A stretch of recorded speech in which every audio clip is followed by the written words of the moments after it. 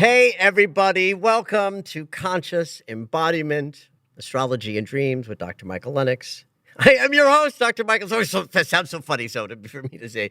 It's the name of my podcast with me. I am Dr. Michael Lennox, and I'm here to talk about the astrology for October 3rd through 10th, a little dream interpretation at the end, as we always do. And I'm here, as I am every week, with producer Zoe. Hello. Happy to be in this lunar cycle over last lunar cycle, I'm guessing, like most people are. Well, things are pumping in my life. And so everything is it's pretty exciting. I'm very busy and also ready, Wow. embracing everything. Well, I'm loving that because, of course, I'm intimate with the unfolding of your life. And so this is, I'm glad to hear it. And it's kind of in concomitance with what a lot of people are experiencing because we're somewhat out of a couple of very, very difficult months. And we're not quite into eclipse season, which will be a little bit rocky with November and December being kind of juicy. But we're in this very sort of Libra moment. And so it makes me want to start today's podcast to talk about perception. So I'm gonna focus this on Mercury because Mercury is the planet of thinking and communication. And more importantly, Mercury is the perception planet. Mm-hmm. In some ways, and I mean, as a spiritual teacher and as a psychologist, I will talk a lot about that our thinking is not who we are. It's like an inserted sense of mental narration that is not truly grounded in the moment. That's our body. Our body is in the moment, and our mind is this added thing that has the capacity to transcend time, right? The mind can think about yesterday. The mind can think about tomorrow. But the most important thing about Mercury, from the perspective of what I'm trying to share with the world and encourage out there, which is greater self-knowledge, greater self-healing and self-actualization, and people rising up to their fullest expression of self, by healing, the inhibitions to being, more powerfully expressive in the world. And Mercury is how we perceive the world that we're in. And Libra is the most important sign for this because it's where the zodiac moves from the bottom of the chart to the top of the chart. The first 6 signs and the second 6 signs have very, very different distinctions of perception. And it is the path between Virgo and Libra where we move from our embodied experience as it is in the moment, and that would be a kind of Virgo sensibility, into understanding that what we are experiencing in that internal way is how we're going to see the world that we are in. The example I used in some writing the other day was you decide to buy a red Toyota and all of a sudden there's 10,000 red Toyotas on the road. Right. Nothing has changed in the inventory of Toyotas. But your perception is now aligned with something that allows you to self-select what you're seeing. Mm-hmm. Now just turn that red Toyota into anger. Now you're going to see everything as angry. Turn it into grief. Everything's going to be a disappointment. Right. I mean, I'm being overly broad, But it's that idea of changing your mindset. That's right. That the mindset changes everything. What you want will help start coming into your life. Correct. Well, in fact, one would say it's already there, but if you're looking at the red Toyotas, you're missing the white Hondas. Right, absolutely. I once sat with a couple, this is so many years ago, 20 years ago, more. The woman, the wife said very angrily, "I don't know any couples who are happy." And my first response, and I did not say this out loud, was, "Yeah, I'll bet." I'll bet you can't see any happy marriages, right? How could you? Yeah. Right? So this is a trope about sort of modern psychospiritual consciousness that is, to me, the most important thing that there is. Of course, I'm subject to hyperbole, so next week it'll be something else that's the most important thing. But for this week's discussion, this perception game is the most important thing.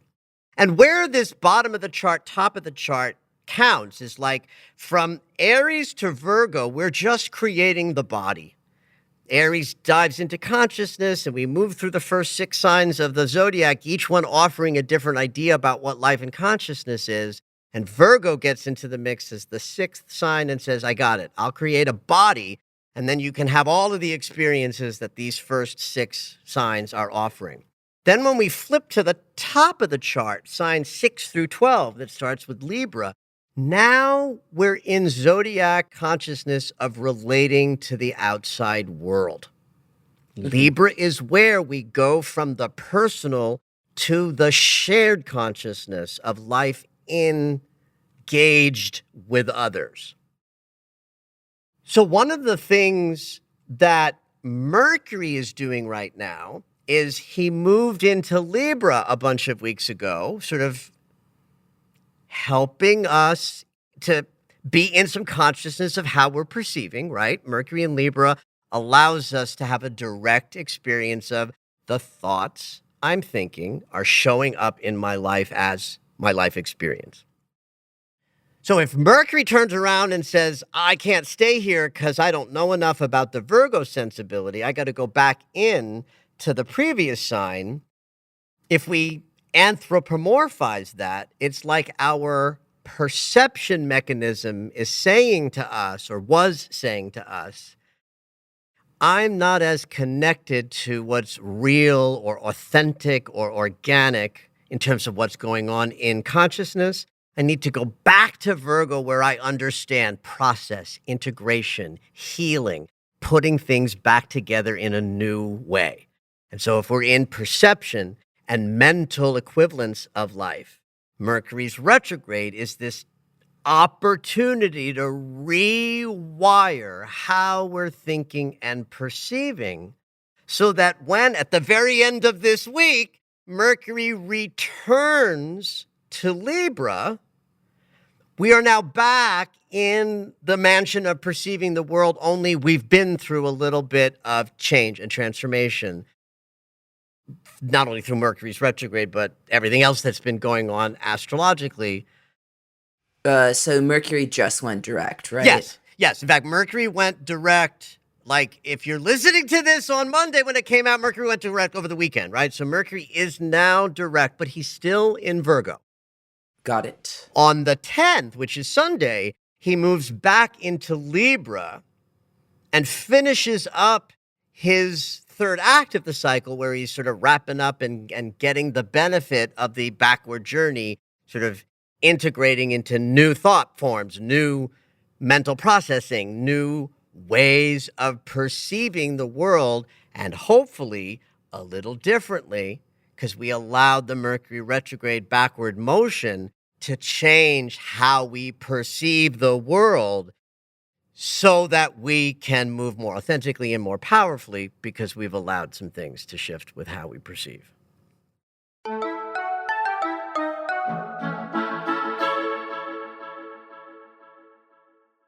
So Mercury's retrograde cycle has been like all about this. Mercury in Libra is about balanced perception.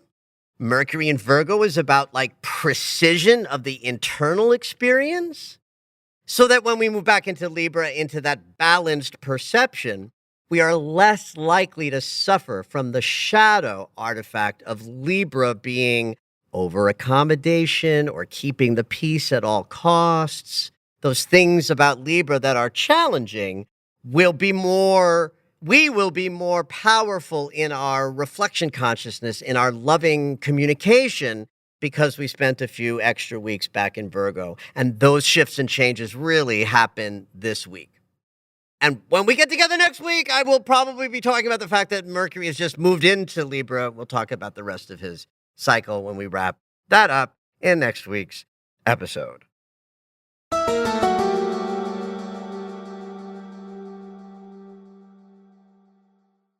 So because Mercury went direct over this past weekend, we are now officially in his third act, what's called the direct shadow, right? He's direct, that's why it's called direct, but he's in shadow because he's traveling over material he's covered now twice before.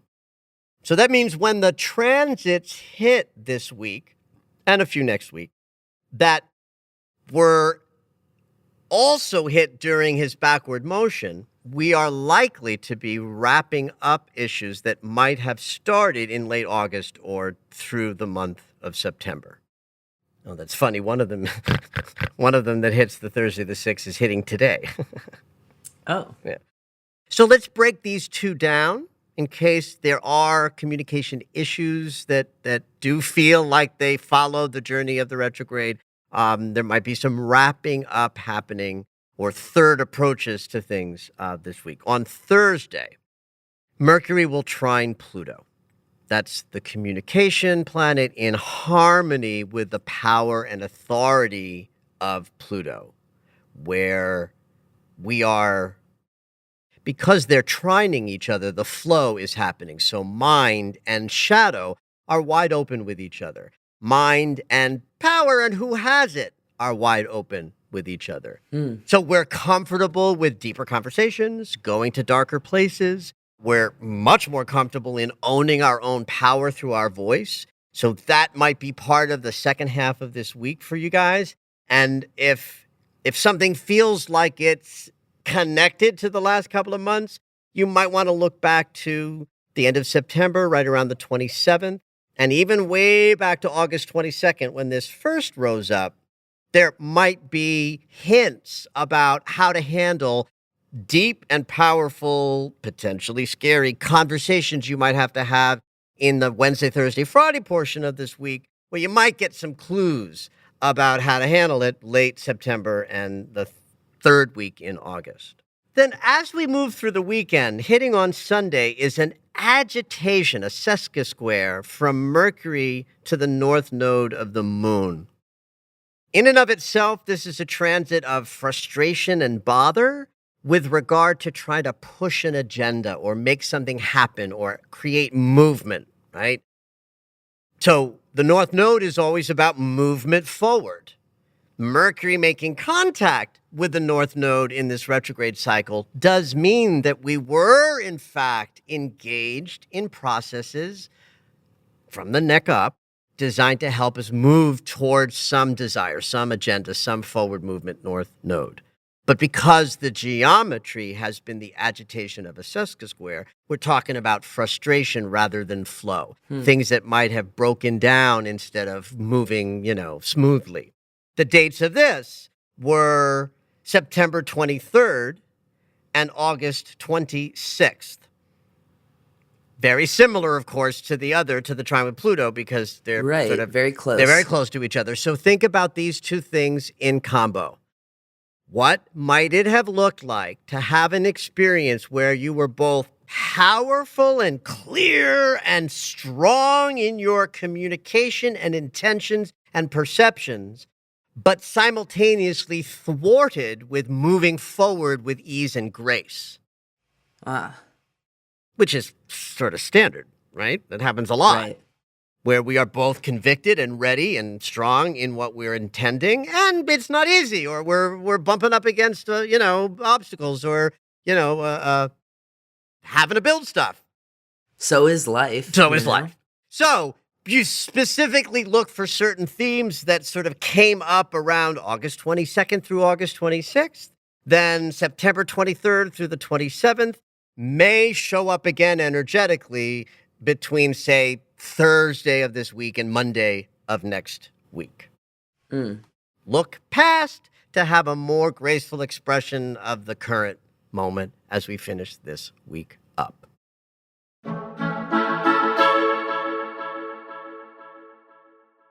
We are moving through the Aries full moon on October 9th. Right smack dab in the middle of the afternoon at 1:54 p.m. Pacific time. So we are in the Libra mansion, which means we're in consideration of relationships and this mirrored consciousness and everything we talked about at the top of the podcast, with regard to what we're experiencing out there is a reflection of everything we're experiencing in our inner life. At the heart of it, Aries Libra is the relationship polarity of the zodiac. Aries represents the self, Libra represents other. In the natural wheel, this is the first and seventh house, which is the self and other trajectory where relationship gets expressed. But what's important about this mansion and this Aries full moon is that this includes how we relate to the world around us. That we are a self and that the other in this question is the mirror that reflects life back to you. So if I spend all of this time talking about the Aries full moon as it relates to relationship, you might get stuck in thinking, oh, well, this doesn't apply to me. I'm not in a relationship. Or this applies to me amazingly because all I'm thinking about is, can I attract that relationship? Right? So when we're in oh, fuck my relationship. That's right. That's right. Yeah, right? So Aries full moon includes primary personal relationship dynamics as a function of self and other, where self is us and other is everything else. This is very much a full moon that is looking at the balance between meeting our personal needs and meeting our relationship goals, taking care of self versus taking care of other. Again, whether that other is your spouse or just getting up and leaving the house every once in a while and meeting the world out there, that's a self and other consciousness. This is also a full moon of slow the fuck down. Aries energy invented starting things up. It's the first cardinal sign. It's cardinal fire. Yes. Cardinal energy is about movement. Fire is fire. Combustion. So Aries is the most impulsive, fast-acting energy of the zodiac, and Libra is where there is no energy that bursts out and ruins the wholeness and the balance and the completeness. So part of what we might be releasing in this full moon is impulses that cause you to miss the flow of your life because you're acting too fast in reactivity to things that come at you. I'd like to say this is sort of the authenticity versus accommodation full moon. Because all of that beautiful Libra energy that says love is all there is can also have the shadow artifact of over-accommodating to keep the love connection.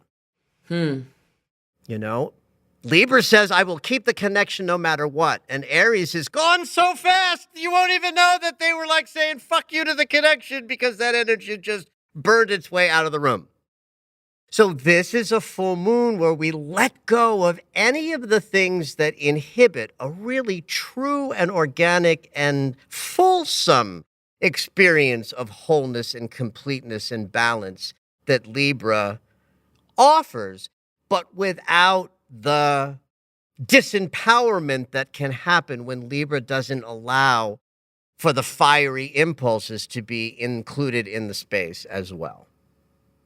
Right? So we want to find a balance where the air and the harmony and the restoring to center that Libra brings can allow for moments of fire and impulse and action that moves first and asks questions later, because there's nothing wrong with that. But when one side is out of balance, we want to release that which inhibits this, right? So even just this idea of Aries and impulsivity and action orientation, if you're listening to this podcast, you probably can fall into one of two sides of a binary of either being too impulsive, moving too fast, and shooting your shot as a character, or never doing that because you're inhibited or, don't want to make waves, right? And so whichever side you fall on, this is a new moon to let go of the thing that inhibits a more powerful integration experience. How you're talking makes me think of they say main character energy versus supporting cast, energy. Whereas it's you should really have a balance between the two. That's because, you watch movies and the main character, you're like, dude, why is everything about you? And you're like, oh, the That's movie's right. about you. But that's not Right, how right, right, life should right. really work. But translate that into dating. Right, right. Right. So it's actually a beautiful other sort of analogy that fits right into that. What's powerful about this full moon is that whether just think about the thing that inhibits you from having a more balanced experience, whether it's too much or too little of action, and know what that is, so that as you contemplate what's being released in this full moon, that the right and perfect thing is sort of aligned in your unconscious to be let go of.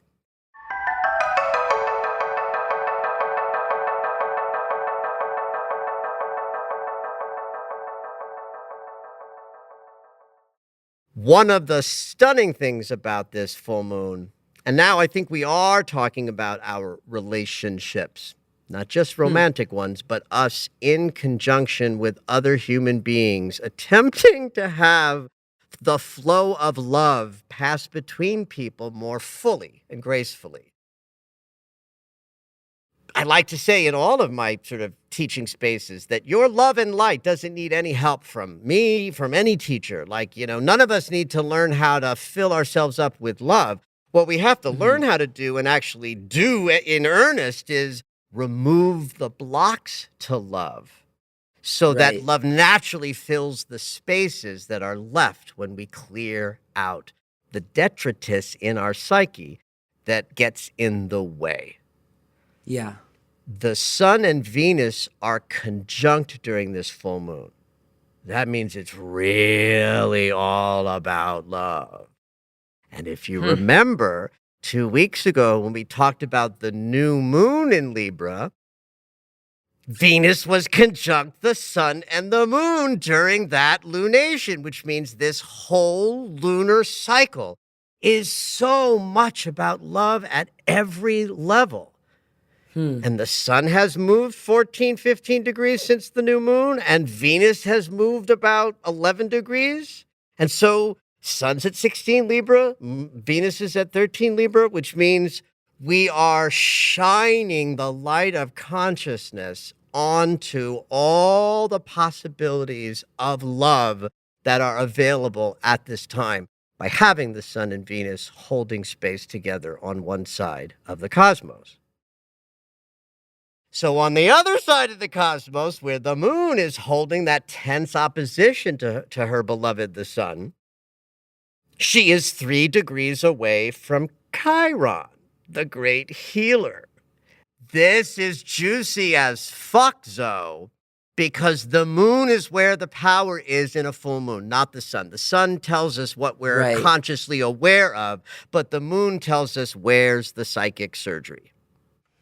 And to have the Aries moon 3 degrees away from Chiron, the great healer, this is a full moon that's going to respond profoundly to all of the healing stuff we've been attending to all year.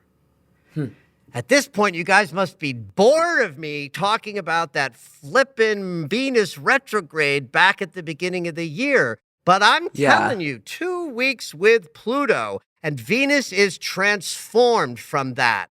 And that means her whole movement around the zodiac for 2 years that started in January of 2022, everything she does from then on in has Pluto's message with her. And what would Pluto have said to Venus when they were hanging out for 2 weeks, besides all of the yummy Congress they might have been up to? The message would have been, hey, Venus, in order to love more fully, you have to let things die.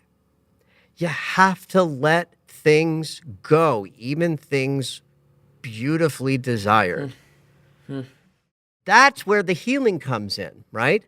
We stay attached to things that we think are going to make us feel safe and good. And often we stay attached to things that really ought to be let go of in order for us to rise up to a greater expression of our integrated consciousness. So to have a full moon that's in the relationship trajectory of Aries and Venus, and to have the planet of love and the planet of healing directly connected to the sun and the moon, That's right in the you can't make this shit up territory.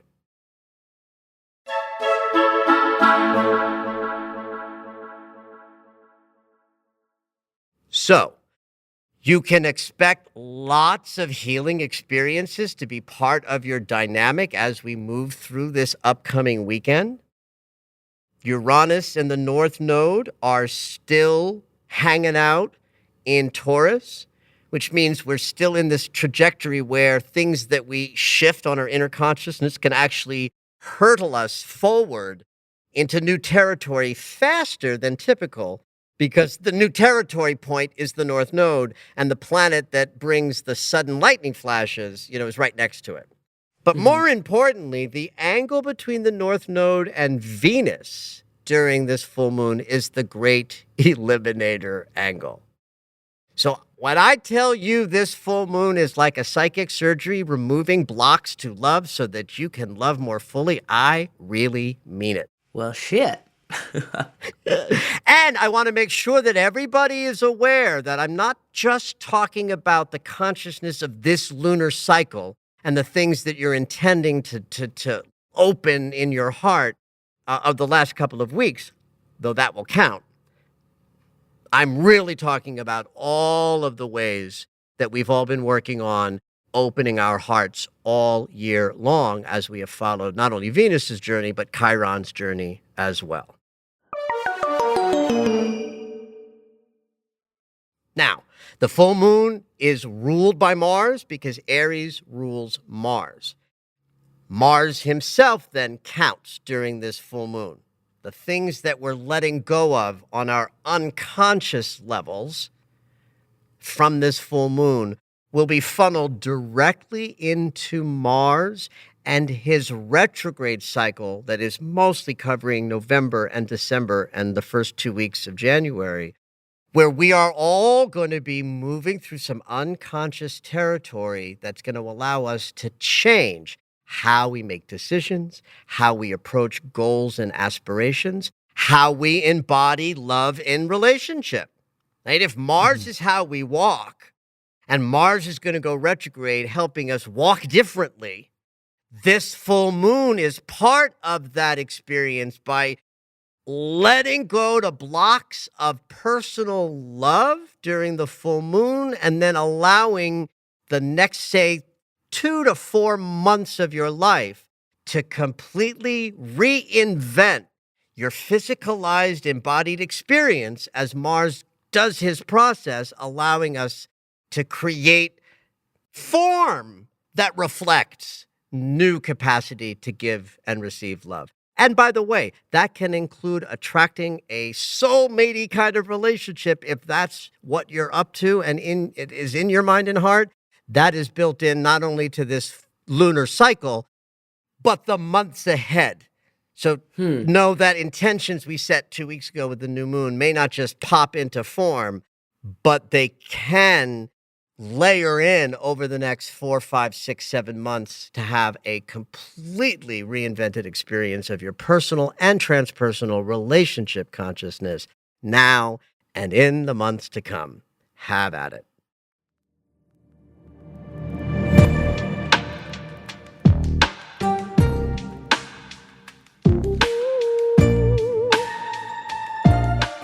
All right, it's dream segment time. Every week, Dr. Michael will interpret dreams that are sent in via email or take a live caller. If you would like your dream interpreted on the podcast, you can go ahead and email us at dreams@michaellennox.com. Hopefully your dream will make it onto the show.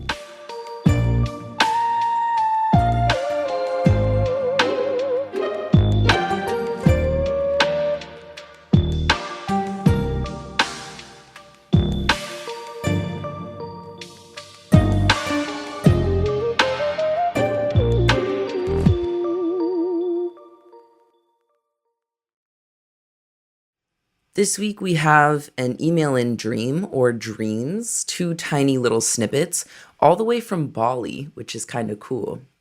Ooh, love that. Well, listen, I love far away. That's great. And I love snippets. Snippets are great. One of the reasons why I like when people share snippets is because it makes me think that, well, the unconscious is working overtime to make sure that what's important stays Yeah. in memory. Yeah.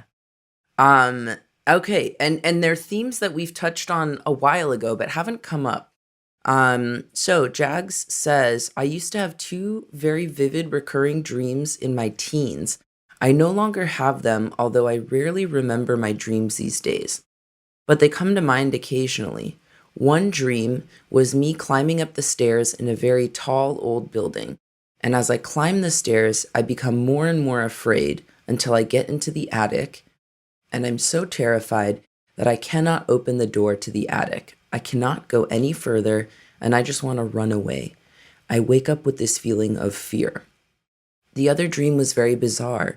In the dream, everything that I touch shrinks so that it fits into the palm of my hand. Love all your work. Thank you. Whoa, what a cool. I like that. That's okay. Everything shrinks to fit into her hand. All right, go ahead. That's it. Oh, Yeah, that's there's just two little things coming from Bali. Two powerful snippets. All right, got it. So this is, I'm understanding correctly, this is Jag's recurring dreams from teenage years that just from the thought of being stimulated to think about dreams, she's sharing her dreams. Okay. First of all, climbing is always going to be about some sort of ascension to higher levels, right? So if we think of levels up and down, the higher we are, the more high vibe we are. So, and the lower we are, the more we're in unconscious territory or shadow or personal. One could even say that down is sort of personal consciousness because it implies, towards the body and the feet, and the ground. And that climbing upwards is towards higher levels of intellect. So if we're also in teenage years, we're in a lot of formative territory. We're in a period of anybody's life in adolescence and post-adolescence where we are actually formulating our worldview as well as our inner view of how we're going to relate to our inner consciousness. So in this dream, I'm thinking climbing up the stairs is about growth and maturity and wisdom and getting vantage point. Like the higher up we go, the further we can see. Now, we're in a tall old building, right? So we're in old established consciousness, right? It's not a new space. It's not something unexplored. It's something that existed before Jags showed up in this building. So we could think of that building as levels of consciousness and construct that she inherited, that she has to sort of grapple with either because it's part of her lineage, or she might even be in consideration of collective consciousness. Old buildings are public spaces, right? We share them with others. They're not like homes that are individual. They're about consciousness that many people traverse.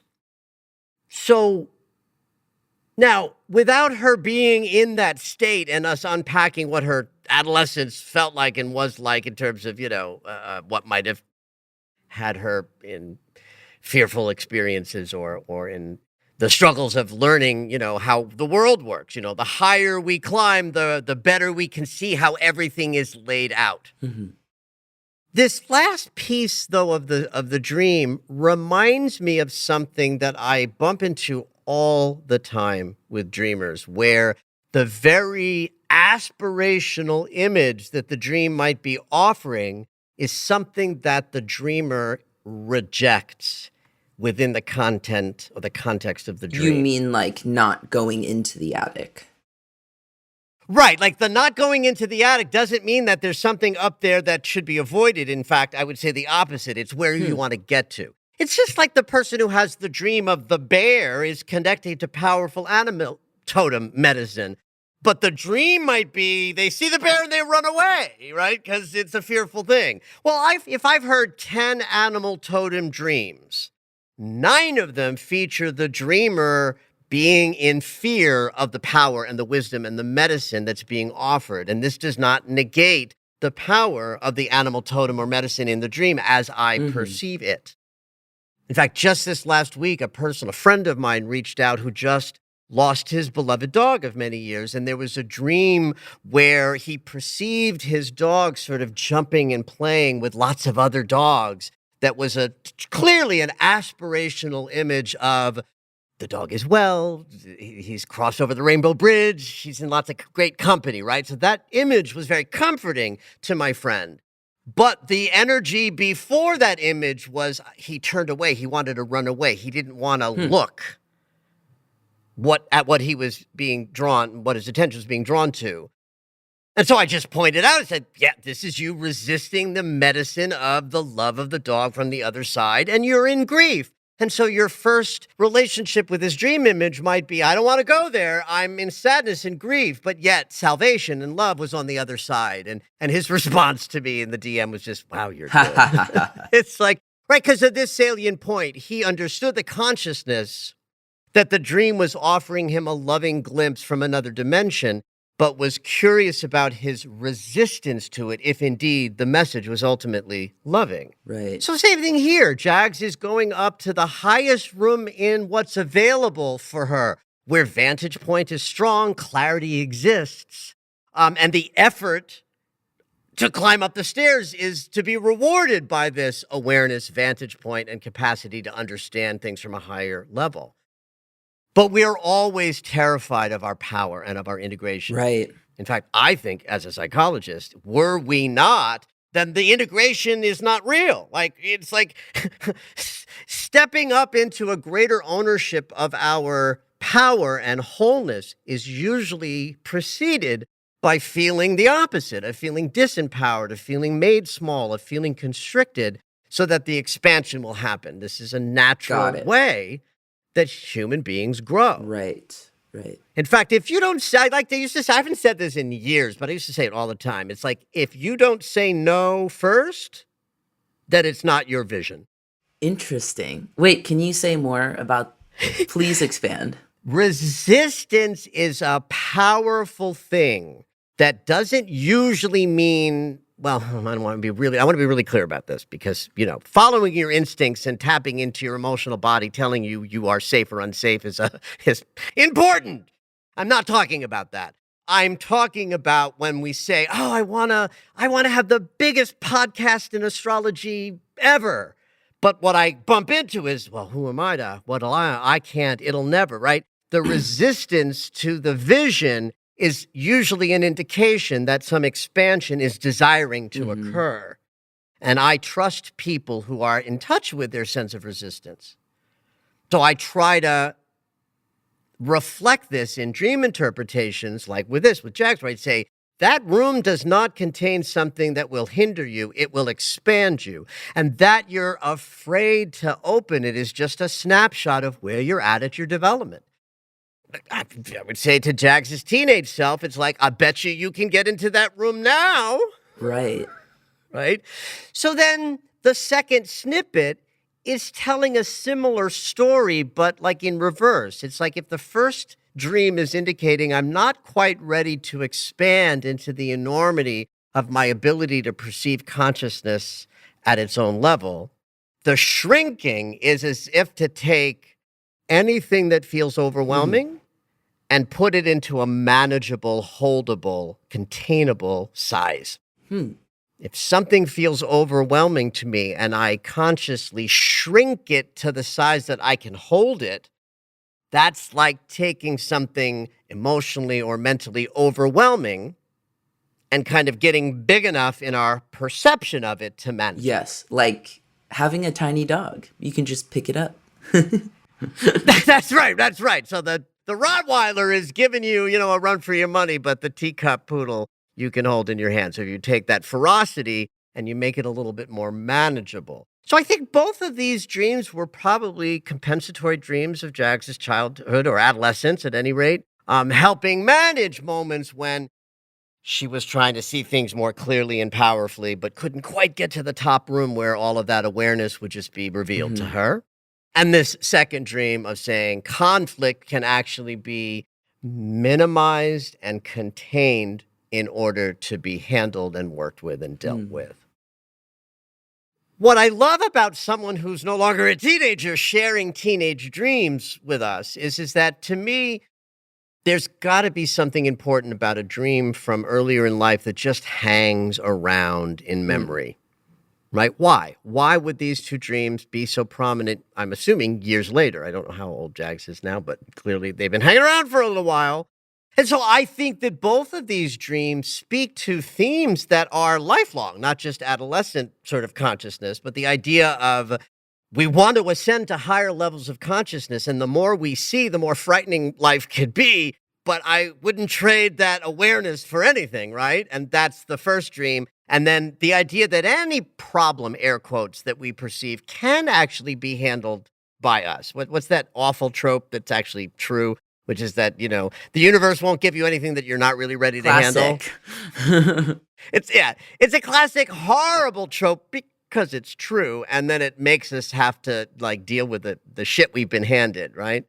So these dreams are about themes that I think are just as salient for someone in their 20s, 30s, 40s, or 50s or beyond as they might have been in Jags's adolescence. And somehow, in the spirit of there is no time, that when we think about things that were challenging us in years past, we're actually sending healing energy back to the earlier self. So there's power in holding sacred a dream today that might have happened, 30, 40 years ago. And I think both of these dreams offer very common universal themes that I'm guessing our audience is going to identify either literally because you've had dreams just like it or thematically by the way that we've sort of presented it. Beautiful. Thank you for listening to Conscious Embodiment, Astrology and Dreams with Dr. Michael Lennox. You can find us on Apple Music, the iHeartRadio app, and anywhere you find your favorite shows. Head on over to michaellennox.com for information on astrology readings, the daily Astro Alert subscription, upcoming classes, and to join the mailing list.